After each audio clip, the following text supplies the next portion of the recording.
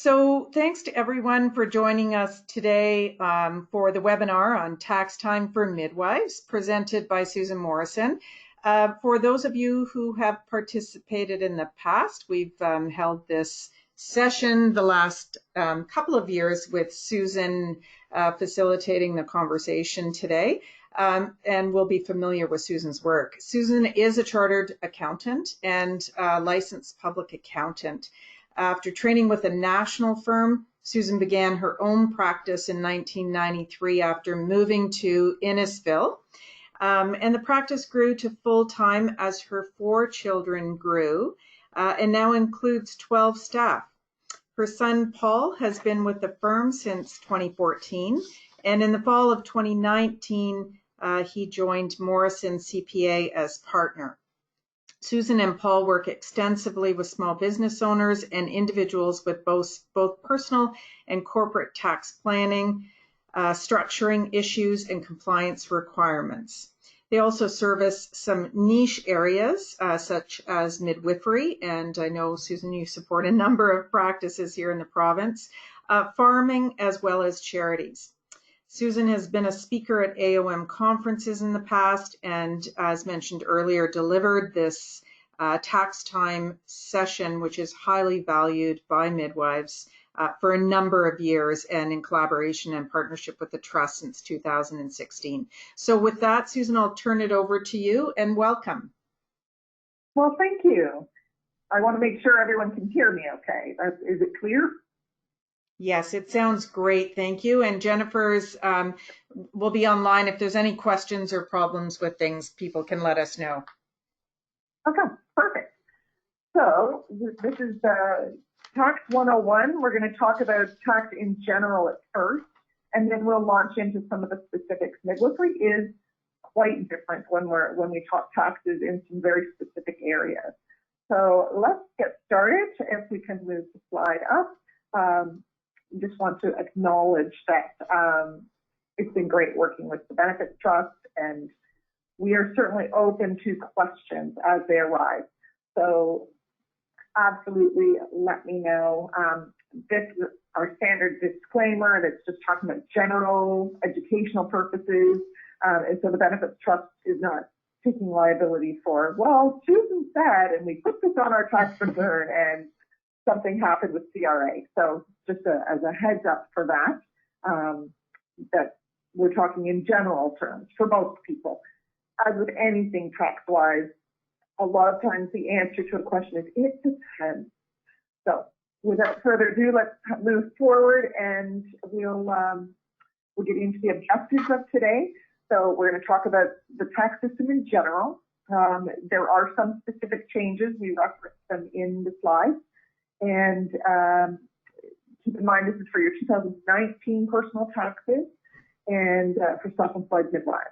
We will touch on an issue if you have an incorporated entity, but we're not spending a lot of time on that. This is primarily about self-employment. And then we'll talk about what information you need, what documents you need. At the end of the day, anybody can do a tax return. You can do your own tax return. Your next door neighbor can do your tax return. You can pay somebody professionally to do a tax return. The issue comes down to what you don't know that hurts you, which is why I commend those of you who are taking part in this webinar, because hopefully you've got some tips along the way. Whether someone else actually prepares your return, you know what questions to ask to make sure that, that your back is covered. Okay, so let's jump into Canada itself and some of my slides. Jennifer, if you could flip it. The tax system, I think the next one is actually about how you ask questions. So as you go, I'm going to try and get through the material, but certainly specific questions we can try and field some if it applies to everybody, unless we need to take it offline. If you had a question about, well, we have a rental property and that should probably be an offline, we can have our own chat afterwards. And at the top of my slides is my website, email address. You can always shoot us a question. So let's jump into Canada itself. So when you are filing personal tax in Canada, you are taxed on your worldwide income. So This follows anybody who is a resident of Canada. So where we need to keep that tucked in the back of our minds is if our family owns a rental property in Brazil or some other investment somewhere else in the world, or we have parents that are doing pensions from Italy, when you are a resident in Canada, your worldwide income goes on your personal tax return. With most countries, hundreds of countries, we have tax treaties, and that means we won't pay tax twice. So if we pay tax in the other country on some form of income, we would get a credit for it on our Canadian tax return. So it doesn't mean you're getting taxed twice, but it is something to keep in mind. And as CRA, Canada Revenue Agency, gets advanced in how they are gathering information, there's banking information across country, and there's all kinds of open communication pieces they're finding more and more that's outside of the country as they track payments that are coming in. Something to keep in mind, if you have family members that become non-residents, you don't have to pay tax in Canada, different than the States. If you are a citizen of the States, whether you even ever lived there, you must file with the IRS in the States as well as Canada. So just something to keep in mind for those of you that have a U.S. background. Yes, there is a tax treaty, but you do have to file in both jurisdictions. So according to the Income Tax Act, our whole tax system is based on graduated rates. And I have a slide later on where we'll talk about those actual brackets. Most people don't understand how that works, so we'll walk through that together. One thing to know about Canada Revenue Agency, it is one of the most advanced tax collection agencies in the world. So in Canada, it's very digitized. So we have people from the States and from the UK coming to see what Canada is doing. So the Canadian government has tentacles into whether you sell a property in the province, whether you have income sources from different streams. It's all so digitized, and access to CRA is digitized. It's all online. So just keep that in mind. They're advanced. Whether that's good or not is another whole debate. Based on the system is all self-assessment. So this is where you can get into trouble because our whole system is voluntary disclosure, which means you can put anything you want on your personal tax return and it could fly under the radar for years. But it doesn't mean that it would necessarily stand up under scrutiny. So I explain this in a way, it's kind of like you can drive a car without insurance. The car works. And spot checking is how it gets determined whether or not you're actually carrying insurance or if something happens. The tax system is similar in that it's all about spot checking. So you can file, and just because your notice of assessment comes back the way you filed it doesn't mean that it would stand up if you actually got chosen for one of those reviews, a desk review or a full audit. So just keep that in the back of your mind. Okay, let's jump to the next slide. When we're talking about filing for personal tax, midwives are considered self-employment. So because we're self-employed, that means you file using a form called a T2125. And this is, midwives are one of the only, well, they are the only industry in the entire province that can claim self-employment from their own partnership. So if you talk to anybody, any other industry, it doesn't exist. And so that's why you have to make sure that the person you're working with doing your taxes isn't saying, well, hold on a second, you're a partner. You're just supposed to file a partnership return. You don't have to do a self-employed schedule. But in actual fact, because of the funding model, you are treated as a contractor of your own partnership. Associates are a different issue. You're self-employed automatically. But that's why you will see the self-employed schedule.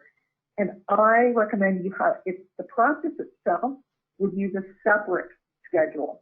So you don't put it all on one. You have one schedule as a self-employed midwife, your own courses of care, and then a schedule if you're part of a partnership.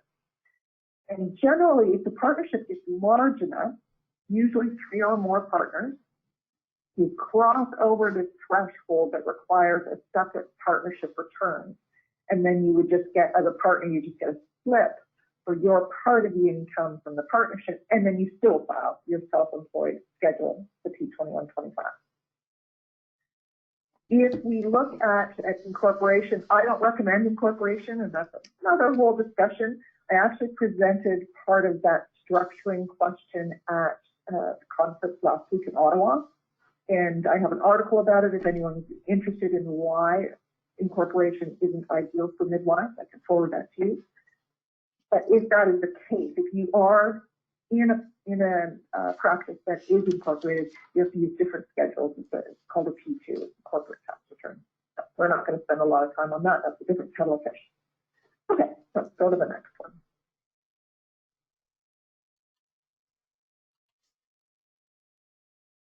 Great.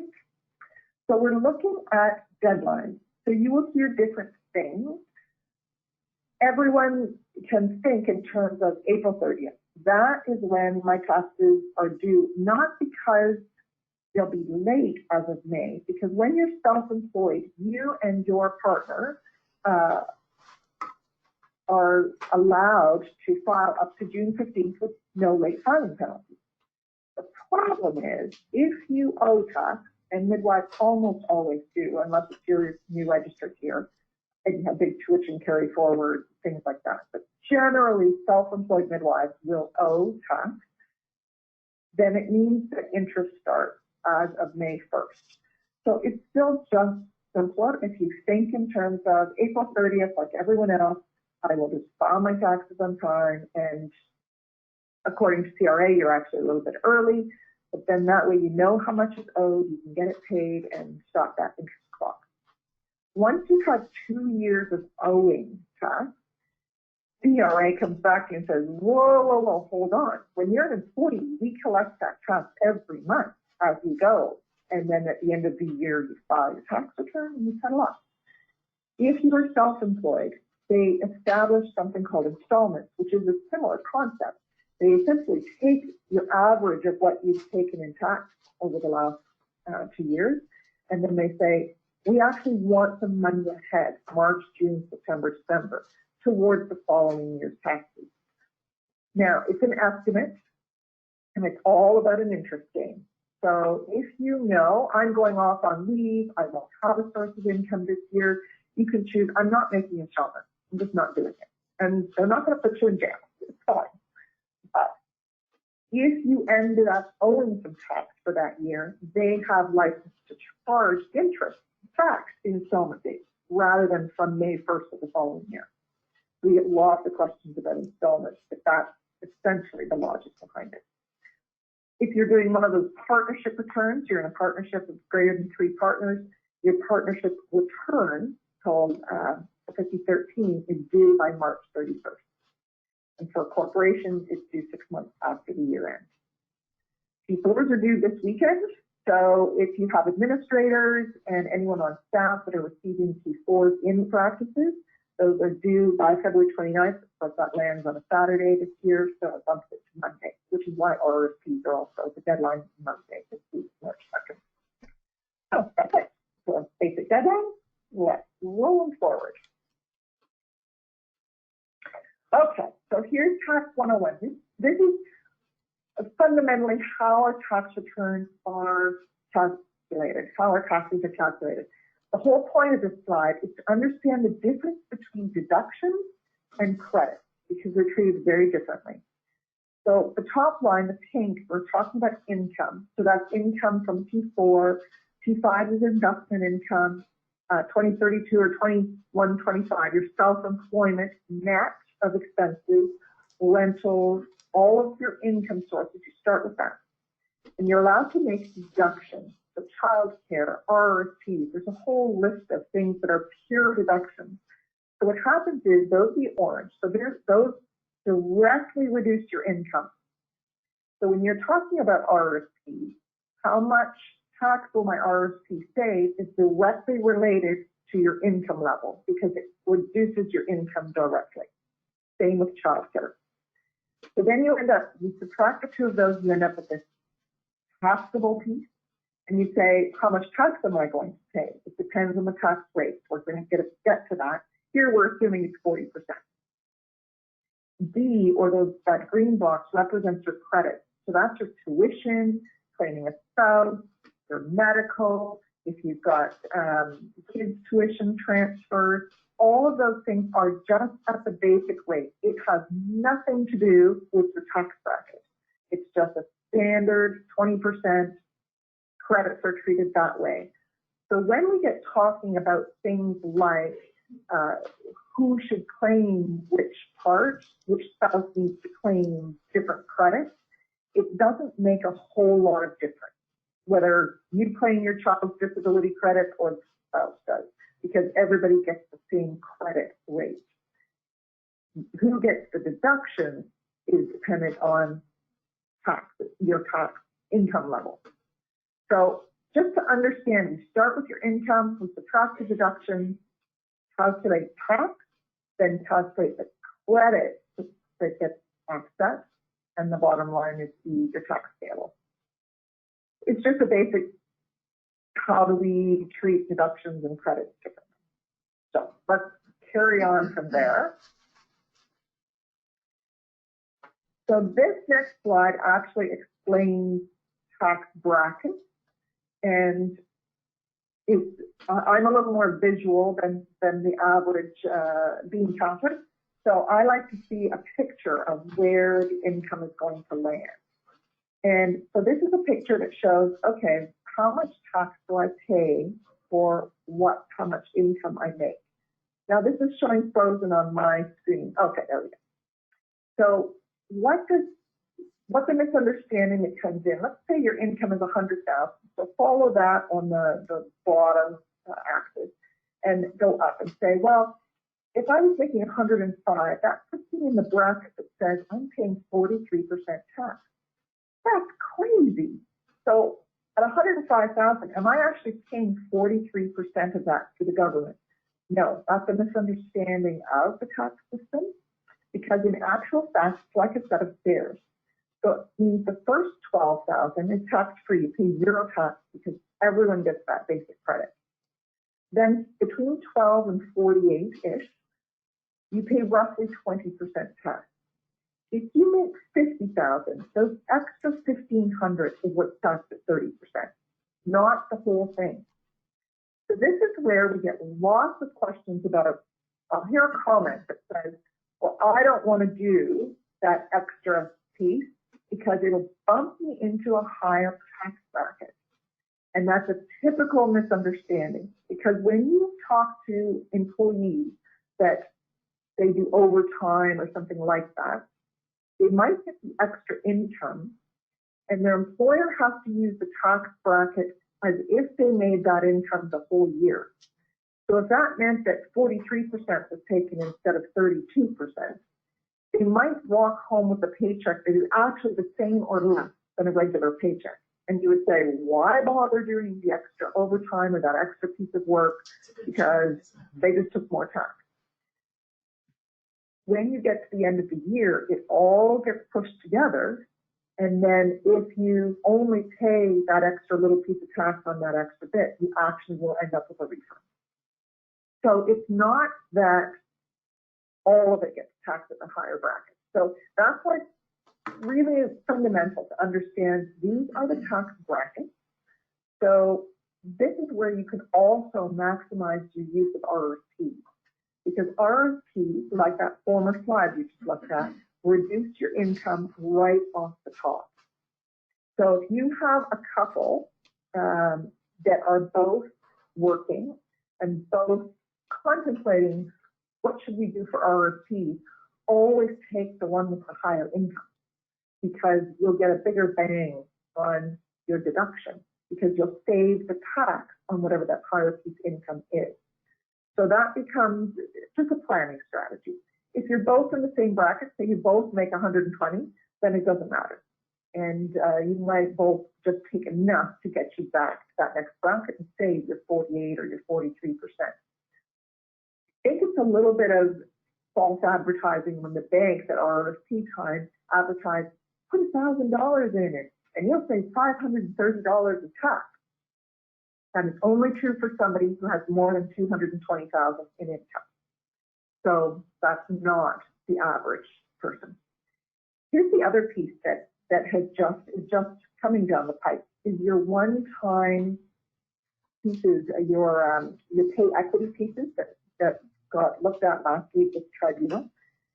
What happens with one-time retroactive pay pieces is whenever they get paid out is when you're going to get the slip for it. So if that happens in 2020 and you got a payout of $100,000, say, then that 100 just gets added right onto your income in 2020. And so you end up paying crazy higher rates on some of that. So you need to make sure that you make an election. There's an election available. You file the tax with that slip, but you file a one-page election that says, I want this one-time pay equity piece taxed as if I had received it in the years that it's related to, 2011, 12, 13, 14, 15, 16. So if you were in a lower tax bracket over those years, you're going to end up way further ahead to do that election to tax it at the rate for the retroactive years when you're practicing. So when that all comes down the pipe, it will be an issue for next year, I'm guessing. We don't typically see a lot of it on the go. So most negotiation. So firefighters, police, we've seen lots of these retroactive pay pieces, and that's the best way to go. So I'm going to leave this slide for now, but I will keep referencing those different brackets and how much tax to pay. So let's go to the next one. So when we consider, as a self-employed midwife, I have to claim income less my expenses. Well, what's included in that income? Because different practices give you information in 100 different ways. So some practices give you a T4A. You still need to know what's included in that. You need to make sure that all of the pieces that you need to include are on that T4A if you get that. We generally recommend do some, for the practices, do some sort of a compensation statement that says, these are the courses of care, these are your backups. If you have preceptor fees, if you have specific things, your allocation of the caseload variables, and the benefit, and the insurance. So here's what happens. The TPA sends the money to the midwifery group. The midwifery group basically funnels it out to the individual midwife. So you would say, well, why would I ever include my insurance? Because the insurance is paid for you sort of on behalf of. It's not an expense of the practice. It's specific to your self-employment fee. So it's just in and out. You get to write off the expense of it. So it's just in and out. But you need to make sure you've got all the components that make up what you as a self-employed midwife need as your income. Where we run into some issues is that third point, including the 20% benefit. We've had some new midwives come in and they did not know to include that. And so if you're doing your own tax return, that comes on your the statement from the AOM and benefits account. So it's really important to make sure that you grab that because it is taxable, that 20%. And it can make a big difference if you have to go back and fix the last couple of years that you missed reporting it. It's an issue. Travel compensation is it depends on how your group handles it. Some groups give everybody an equal amount. Some give a certain per kilometer amount. Some give a monthly allowance. Depends on whether you're rural or urban and what your driving requirements or your travel requirements include. But if you're including it as a piece of your income, then you can write off your vehicle expenses. So we can talk about that later on when we talk about deductions. When we talk about the equipment funding, so since last year, the funding of $58 a month is being funneled through the practices. Some practices are retaining that, but the majority push $58 through to the individual midwife to cover purchase of equipment as they go. Then some have services for physician clients. It's a little more rare, but you just need to make sure you've got all of the income pieces for sure. Okay, let's go to the next slide. When we get to expenses, I get a lot of questions about automobile and what can we write off. Now, the most important piece of tracking your automobile expenses is your logbook. I can't emphasize this enough. There's no one prescribed logbook, but they do tell you what happened, what they need to see. They need to see the date, where you went, who you saw, the purpose of your visit. And I get so many comments about this because of all the privacy pieces that we can't be disclosing who we're going to see, and we can't be disclosing precise addresses and all that. We've taken this to CRA a number of times, and it's not just your industry, it's any medical industry really that's doing any kind of visit. And it's, they're really adamant, we need to see that. That needs to be in your logbook. So the best hybrid we can come up with is that you have some sort of a legend that you're going to see mom A, mom B, mom C, and you have the legend somewhere else that you don't disclose that to them, but they know you saw A, 6 times that month. And in terms of not putting in a full address, CRA says we'll put in the nearest intersection so that we know generally where you're going. Your starting point and then go to your nearest intersection. It's a hassle. I totally get it. I understand. There have been some very aggressive CRA court cases in the last year where if you didn't demonstrate due care, or they can say that you were careless in the way that you were tracking all of this, they can stop the whole thing and just say, no, you're not getting your expenses. So at least if you show that I made an effort and I may not be giving you details, I have to honor the privacy piece, but you at least have something. It can be a little date book. It can be an Excel spreadsheet. It can be one of these apps that, lots of people are using phones, especially with all the GPS. So Mile IQ, MileBug, ACAR, TripMom, there's tons of them out there. So whatever works best for you. So I like a spreadsheet. I just do it every couple of weeks on my spreadsheet from my calendar. But depends on what works best for you. You've got to find a system that works for you. When you keep the logbook, the whole concept is you are tracking your business miles.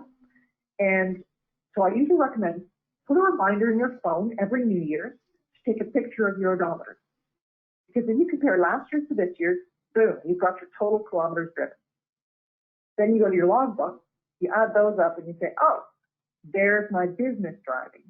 Then you've got your ratio. You can say, well, 50% of my driving, 80% of my driving, 20% of my driving was for business, was for earning my income. Therefore, I get that percentage of all my expenses, my fuel, my insurance, repairs and maintenance, loan interest with depreciation, your capital costs, or lease expense. You can also do throw some in for your parking, your 407. Now there have been some cases about 407. CRA is getting really crazy about, well, you don't have to choose the 407. That's just a personal choice for not allowing that as a business expense. But we're fighting them on those things because they can't dictate whether or not I got a fancy desk or a cheaper desk. I incurred the expense. I used it for business. It's the end of the story. But you may hear some cases where CRA is really aggressive about denying the 407 film. I would say, especially in your industry, you have even more justification because you're in a hurry sometimes. The maximum value that you can write off when we call it capital cost allowance, which is your UCC, it's the same thing. When you're writing off the purchase of a car, then they will not let you depreciate anything more than 30. So you can buy whatever you want and $90,000 on a car, but you're only going to get the depreciation up to 30. Except this year, they've added a new category. If you have a zero emission car, you can get both rebates help to buy them, like a $5,000 rebate right off the top. And you can write off up to $55,000 in a car. So they're just really, the government's trying to encourage the general populace to be willing to spend money on these zero emission cars. That's just a little exception. It's a small thing, but just something to keep in mind. So let's go to the next slide.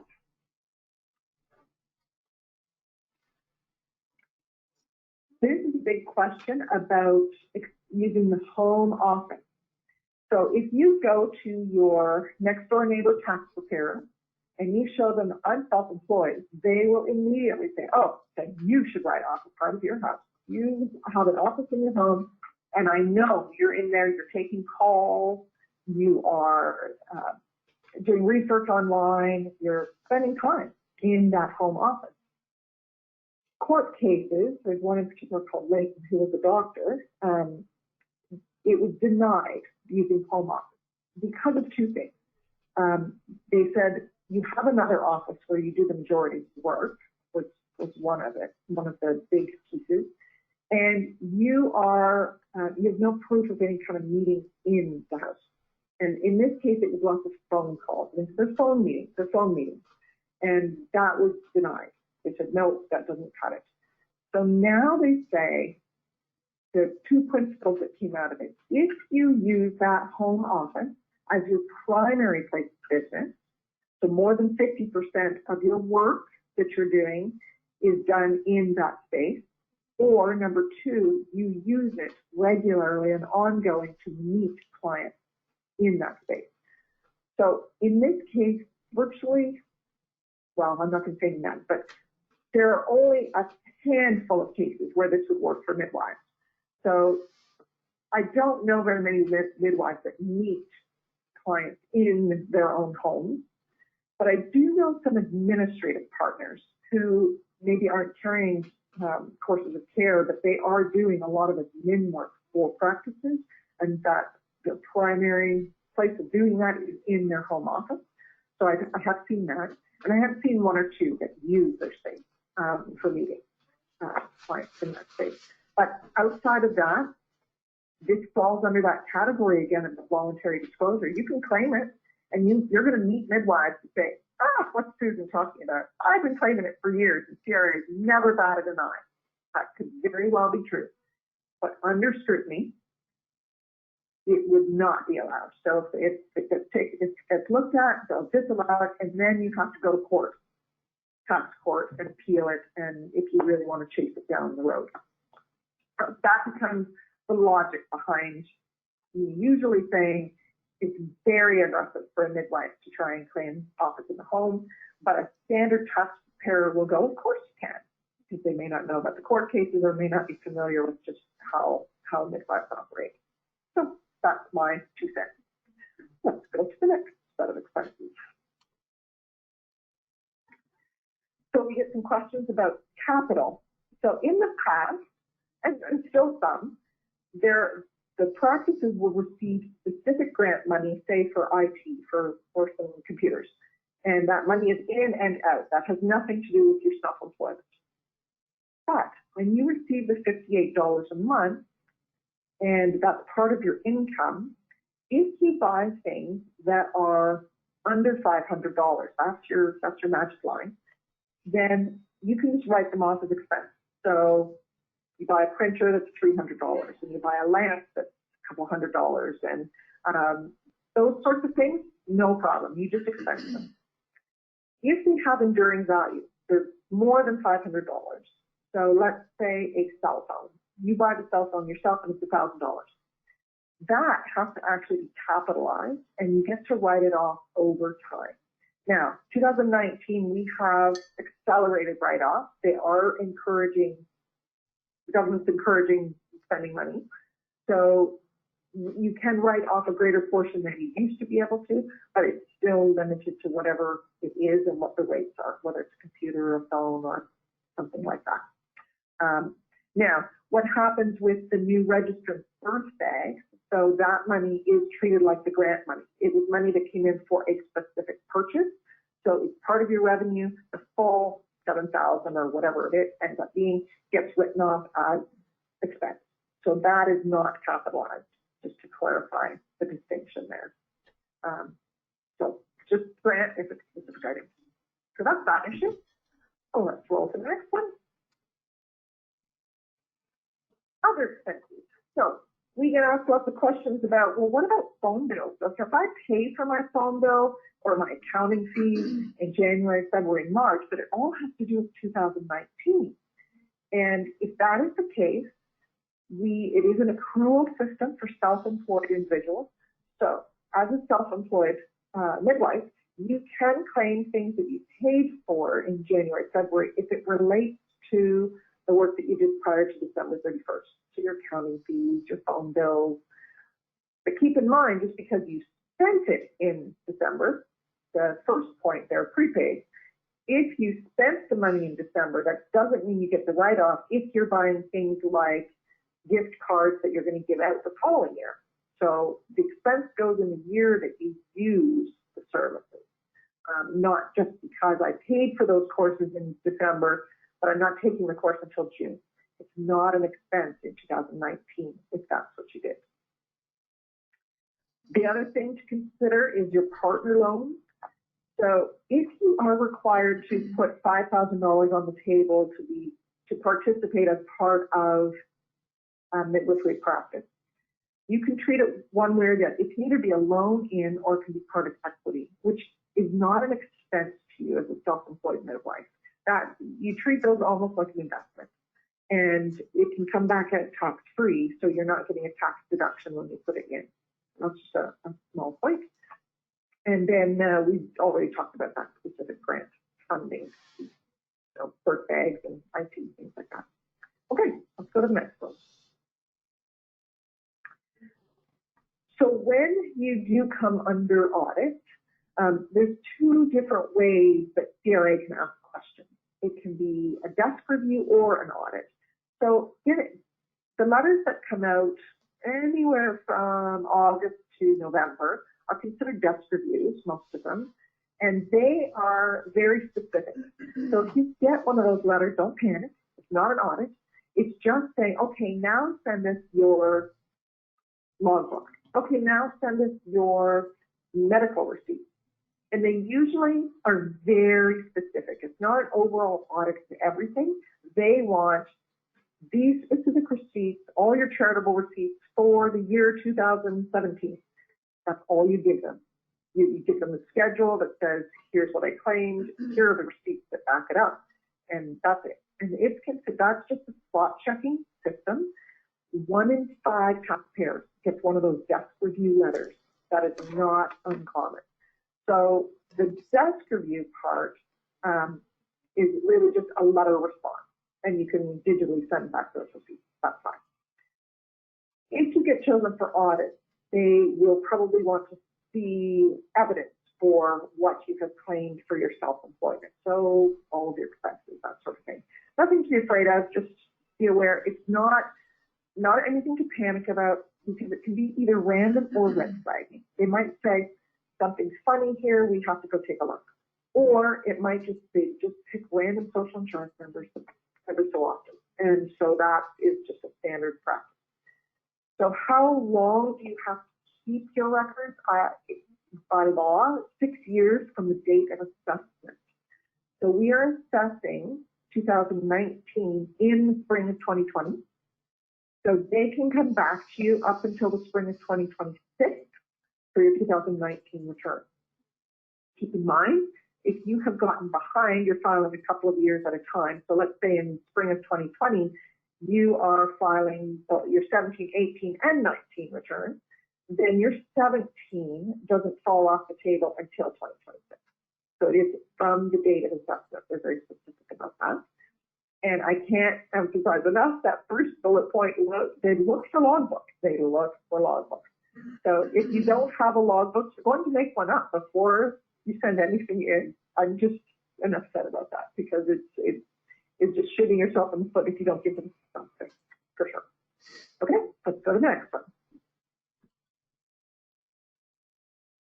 So when we talk about deductions, RRSP, we did cover that a little bit in the tax bracket.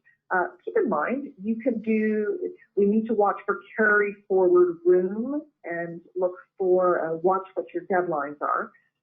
I do get some people who have maybe a lot of room in their RSP, maybe 100, 200,000 room in RSP. And then they receive an inheritance and they say, what should I put in there? You can put in up to your maximum. You don't have to claim all of the RSP in the year that you put it in. So you can do some tax planning if you have the money into the RSP, and then you can say, oh, let me take 20,000 this year to make use of that highest tax bracket, and then save the rest for next year. So there's a lot of planning you can do around the RSP pieces. When it comes to the end side of your career, when you're looking at retiring, the whole point of RSP is that it provides retirement income. So that once you finish practicing, then you can start pulling money out of your RSP to live on. But they become taxable when you pull them out. And something to keep in mind is if your claim goes down and you have all kinds of RSP, those are deemed cash the day that you pass. So they're fully taxable. I've had families in here that say, Mom has a $400,000 RSP, and so there's 4 kids, we'll each get 100. No. CRA is going to take their piece of that 400,000 RSP, probably in the neighborhood of 170,000 of it, and what's left goes to the kids. So there's some planning involved if you are thinking long-term about RSP, but I won't go into anything further on that, just stuck in the back of your mind. Child care receipts have to go on the lowest income spouse. There are a few exceptions when a spouse is in prison or away somewhere else, attending school in another country or something like that. However, for most of the population, for each child, there's a maximum of what can be written off. Disabled children always have an extra bump up for most of the credits. There are no credits anymore for just having the children, just the child care. There are credits for moving expenses if you move more than 40 kilometers closer to work. So across the province to join a midwifery practice, all of your expenses. So any moving company expenses and all of those sorts of, as well as kilometers and temporary housing. There's lots of deductions available. Ask about those if you need to. And then if spousal support. So if somebody's paying spousal support, child support is not a tax deduction, but spousal support is. So got to keep those in mind. Okay, let's go to the next one. These are tax credits. So if you have a spouse that is home full time, then you can, or you're a single parent, you get the equivalent. What they're doing new this year is that there's indexation. So it was always just the standard, everyone gets the basic 11,800 tax free, and then the spouse is the same. What's happening is as your income is increasing, that number will also be increased. So that's brand new. So that is, it just means it's a bigger write-up, bigger tax credit as you go. And all of your software pick up what the right number is supposed to be. Tuition, what's new this year is that CRA for the first time is actually requiring that all of the tuition be registered with Canada Revenue Agency so that those slips should be available online through My Account. So normally your investment slips and all of your income slips would be there, and now they're saying the tuition slips will be as well. We'll test it this year and we'll see. But no textbook credit anymore. That was gone last year. And you can transfer tuition if you don't need it. So you have to use it first. And if you don't need it, you can transfer it to a spouse, parents, grandparents, up to $5,000. And if there's still some left over, it's carried forward. So until you use it all up. So that becomes really important for the new registrants that are out that might have some tuition carried forward, so that your first year in may not be as painful as it is for the rest of the midlife. There is a credit for caregivers. So this has to do with if you have aging parents, that sort of thing. If they are considered infirm or you get the disability, they need to get the disability credit. And there's a whole form that the doctor can fill out that determines whether or not they qualify for the disability credit. If they do, and their income is low enough, they don't have to live with you. You can be considered a caregiver and get tax credit for that. So worth exploring. And we're finding more and more of them. Up until last year, they had to live under your roof with you. So new is that no, they can be in their own home, they can be in a retirement home, and if their income is low enough and they qualify, then members will have it. The carbon tax credit, that is a little credit that showed up last year that basically said, listen, we know there's expenses embedded in fuel and all because of all these carbon taxes, but the kickback per family. So one taxpayer in the family will claim it on behalf of the entire family. So it's just a decision. If you have different tax preparers doing each other's returns, you just have to coordinate who's going to be taking that credit. Similarly, your medical expenses, you get a bigger bang for your buck if you consolidate all the medical expenses for the family together on one taxpayer's return.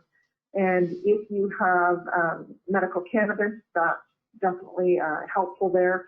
And last year, they introduced this a 10-year retroactive, no, 2 years ago, that any reproductive technologies that have been paid for in the last 10 years can go on as medical expenses. So those can add up quite quickly. So definitely keep an eye open for anyone you're working with that would have been through that in the last 10 years and make sure they got the write-off for it. Because that can be big money fast. Okay, let's go to the next slide. So the documents you're going to receive from the AON Benefits Trust, you will get P4As if you are on parental leave. You will get your GRSP receipt for contributions. You will get your whole information report. Don't just file it in the drawer. That your whole member information package is very important because you've got your health and dental premiums that is part of your medical expenses. And then if you've got supplementary fee receipts, benefits, if it's not already on your compensation statement, certainly those pieces become part of what you need for doing the taxes. And it's really useful. If you have someone else doing it for you, then just hand them the whole package and they take all the bits and pieces that they need to do your taxes. So let's go to the next slide. So some changes this year and in the last couple of years. In 2016, all real estate sales must now be reported, whether you're principal residences or deemed sold. So when you just transfer, so if you have a parent that passes away and their name gets taken off of the deed, you're supposed to file this new form called a 2091. And you're not taxed on it, but you still have to report it because CRA's computer records, as dense as they are, they do a correlation with the provincial real estate transactions. So they follow up on that. And there's no time limit. That doesn't ever fall off the table. So if you missed one last year, go back and fix it. Get those filed for any time you transfer any properties or purchase or sell. They're watching for cryptocurrency and Bitcoin, those transactions, capital gains and losses, that sort of thing. You used to be able to claim public transit passes. You can't now, except if you're a senior. So if you know seniors that are paying for public transit, it's a credit for them. Now they've bumped up the home buyer plan withdrawals. So you could have $35,000 in your RSP if you qualify to pull that out for a first home purchase, or after 5 or 7 years, you haven't owned a home in that time period, you can re-qualify. It means you can pull $35,000 out of your home buyer plan, not pay tax on it in the year that you withdraw, and pay it back over the next 15 years. It's kind of like you're financing your own second mortgage, as it were.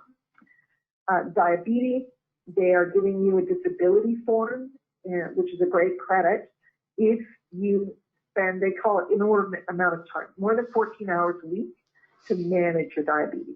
So you work with the doctor on filling the form out to make sure you get it. It's just And then I told you about that federal incentive for the zero emission vehicle. So let's go to the next slide.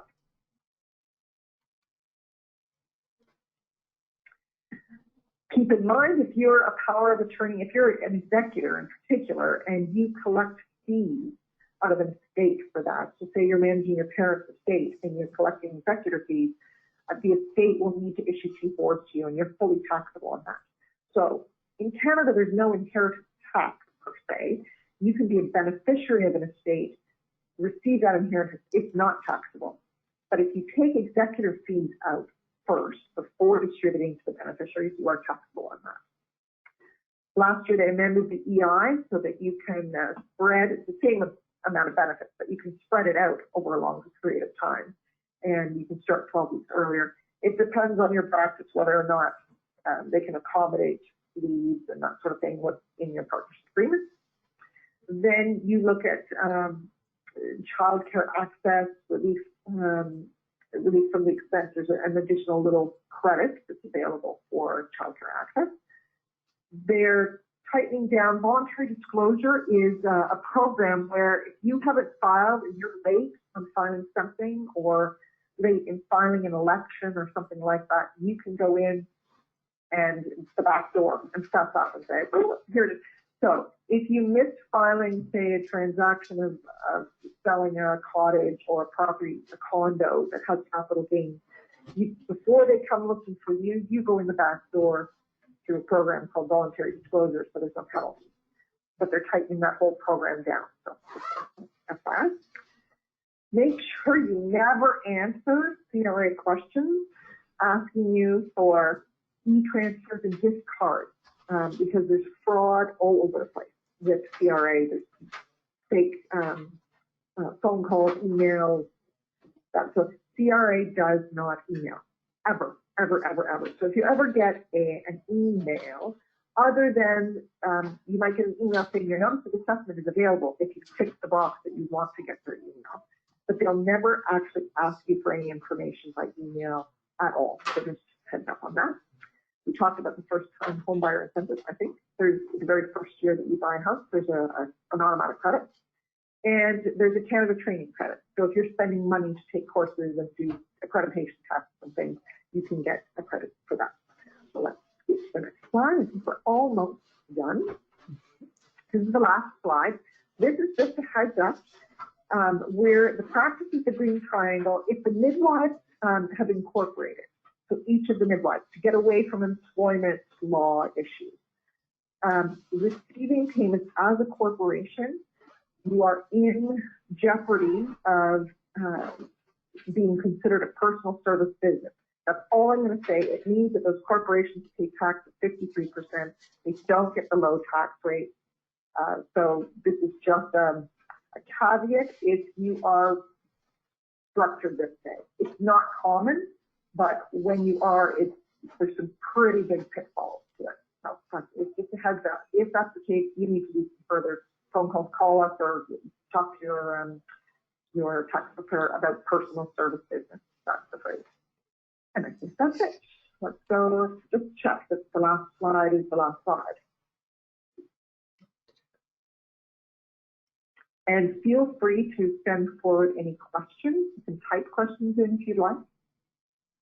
So Jennifer, can we pop to the very last slide? I think it's the very last one. Hi, it's Jennifer here. I just switched to the last slide, but it looks like it hasn't gone to the audience. Oh, here it comes. Oh, there we go. Yep. A little bit of lag there. Big picture, bottom line. Keep in mind, phoning CRA for advice is not something that they will honor. So we have seen some court cases where a taxpayer said, listen, I called the CRA employee, I got their identification number, they told me to do this. And the courts actually say, yeah, no, you can't rely on those employees. There's a recourse for that. Too bad, so sad. So they just did a statistical analysis and found that when the average taxpayer calls in CRA, just their general line, 1-800-955-8281, 25% of the time they've given wrong advice. So it's just a bit of a landmine because they're very basic telephone operators that don't understand midwifery and don't understand the nuances with some of your particular areas. Like if you called in and said, do I have to put benefits on as my income?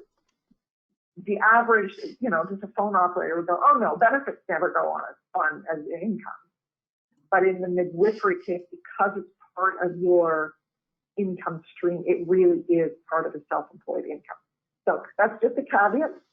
You can call them by all means, but I would be cautious about asking them for advice about how to claim things. So we also have an annual checklist that we send out to all of our clients. The 4-page of all the possible deductions and credits that you may, but probably won't be entitled to most of them. But if you want that, we are more than happy to send it out to you. Our website is at the top right, www.morrisoncca.ca. If you want to email me directly, it's smorrison@morrisoncca.ca, or reach out to the Benefits Trust or the AOM, and they can get you in touch with me too if you want our checklist. So I think that's it, unless there are further questions. Jennifer, have you received any questions at your end? I have one question here. Okay. If I can just go ahead. Our young adult child went back to school, had been financially independent from us for a few years until now. We pay for everything for her to be in school, tuition, apartment, food, etc. Is any of this deductible on my tax return? You can receive the tuition transfer up to $5,000, and that's it. So she can, if she doesn't need it, then she can transfer $5,000 of her tuition to you as a credit. She, it sounds like she, can claim a rent receipt and get a Trillium benefit by filing her own tax return. So even if she has no income, she should still file for sure, because there's a bunch of credits, GST credits and the Trillium credits that she'd be entitled to. And then that way she files and she shows that she's spending you the tuition as well. So, but anything that she carries forward, you can't then take 5 every year. You get 5 in the year that the tuition actually happened, and that's it. All right, I have one other question which just came in. For claiming insurance, do you mean we should each be claiming the $35,000 HIROC liability insurance and then deduct it? Yeah, that's exactly it. So it just bumps your top line up by 35, and then it's an expense of 35. The net effect is 0. All right. Any other questions? Please put them in the question box. No other questions?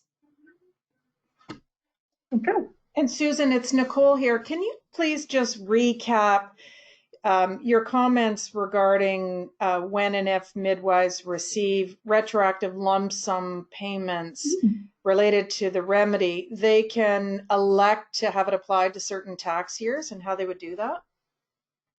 Yeah, so when you file 2020, let's assume everyone's being paid in 2020, what happens is you will receive a slip that shows that as income to you. That will be filed with your personal tax return and show a crazy amount of tax. It will be owing. It'll get assessed that way and all of that. But you send in an election, and they don't want you doing the calculation. They don't want the tax preparer doing the calculation. They run it through their software and then keep back the result to you. So they just want a copy of the retroactive page, and that page will come from the issuers of the payment, and it will show what year it relates to. So you got this much for 2012, and here's the amount for 13, and here's the amount for 14. So the election gets sent in with that, and then they will inform you, they'll send you a letter saying, oh, okay, so your tax actually changes, it drops to X number of dollars. And it is based on when you would have earned that money if you had earned it in the appropriate year. So it's Perfect. A little bit convoluted, but it's just about remembering to do that election. And yeah. And that's great. Thank you so much for that. And I think one of the things maybe going forward, we're preparing some communications to midwives around options that they may want to Mhm. consider when and if that payment comes through within this year. And Right. maybe we can just confirm that language with you and include that in the communication. That's an important tax piece. Thank you. It is, yes. And worth looking at whether or not you have RSP room. Exactly. So Yeah. you can always tuck it into an RSP. And not only that, you can look at, say your spouse is not a midwife and that person has room. Well, maybe you've maxed out your room, but then you can max out their room too and get the refund on their return. If you have combined finances, you will have protected all of it then. Fantastic. Something like that. Yeah. Thank you for that. Okay. All right, no more questions? We're at 1:00. All right. So a huge thank you, Susan. Thanks so much for all of that really valuable information today. And thanks for everyone, for joining us. And we look forward to continuing the conversation, Susan. All right. Have a good afternoon. Bye now. Thank you. Thank you. Bye-bye, everyone.